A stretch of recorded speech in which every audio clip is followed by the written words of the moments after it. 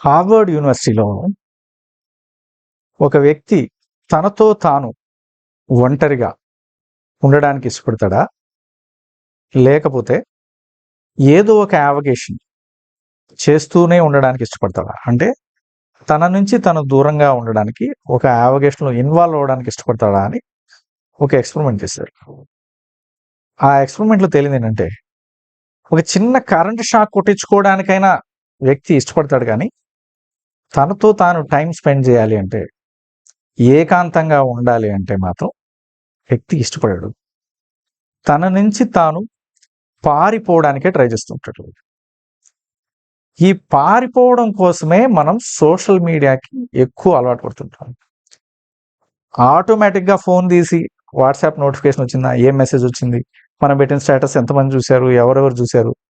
ఫేస్‌బుక్‌లో మనం పెట్టిన పోస్ట్‌కి ఎన్ని లైక్‌లొచ్చాయి? ఇలా మన నుంచి మనం పారిపోతూ, బయట ప్రపంచం మనల్ని ఎలా చూస్తుంది? ఎలా చూడడానికి మనం ఇష్టపడుతున్నాం? అనే దాని మీద ఫోకస్ ఎక్కువ పెడతాం. దీనికి కారణం ఏంటంటే, మనం చిన్నప్పటి నుంచి మన చుట్టుపక్కల ఉన్నవాళ్ళు, ఎస్పెషల్లీ మన పేరెంట్స్, మన కేర్ టేకర్స్ మనల్ని జడ్జ్ చేయడం వల్ల. నీలో ఈ లోపం ఉంది, ఆ లోపం ఉంది.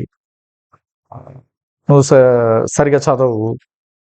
ఇలాంటి జడ్జిమెంట్స్ చేయడం వల్ల నువ్వు సరిగ్గా బిహేవ్ చేయడం రాదు. నువ్వు నల్లగా ఉన్నావు. నువ్వు లావుగా ఉన్నావు. తిండి తగ్గించు. ఇలాంటి జడ్జిమెంట్స్ చేయడం వల్ల మనం యాక్సెప్టబుల్ పర్సన్ కాదేమో అనే ఒక అనుమానం మనలో పెరుగుతూ ఉంటుంది. కానీ మనల్ని ఎవరైనా యాక్సెప్ట్ చేస్తూ వచ్చారనుకోండి, just for company, people accept us for their the company. మనలో ఏవో క్వాలిటీస్ ఉన్నాయని మన పక్క వాళ్ళు మనతో ఫ్రెండ్షిప్ చేయరు. జస్ట్ కంపెనీ కోసం మనతో ఫ్రెండ్షిప్ చేస్తారు. మనం ఏమనుకుంటాం, మనలో ఏదో క్వాలిటీస్ చూసి వీళ్ళు ఫ్రెండ్షిప్ చేయాలి. అప్పుడు మనలో ఉన్న క్వాలిటీస్ని ఎక్కువగా చూపించాలనుకుంది. అవతల వాళ్ళు మనలో ఉన్నాయనుకుంటున్న క్వాలిటీస్ని ఉన్నాయని ప్రూవ్ చేసుకోవాలని ట్రై చేస్తున్నాం.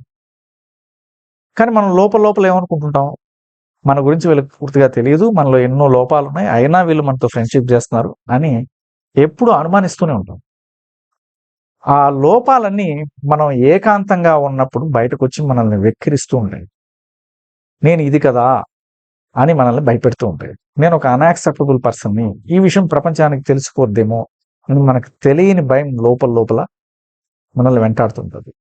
ఇది తెలుసుకున్నాక వీళ్ళు మనల్ని వదిలేస్తారేమో, మనం ఒంటరిగా బతకాల్సి వస్తుందేమో, మనం రిజెక్ట్ అవుతామేమో అన్న ఫియర్ మనల్ని వెంటాడుతూ ఉంటుంది. ఆ ఫియర్ వల్ల మనం ఏకాంతంగా ఉండడానికి ఇష్టపడం. ఈ ఫియర్ నుంచి మనం ఎలా బయటికి రావాలి, దానికి కొన్ని టిప్స్ అండ్ ట్రిక్స్ ఉన్నాయి. అవి నెక్స్ట్ వీడియోలో మనం తెలుసుకుందాం. అంతవరకు బాయ్.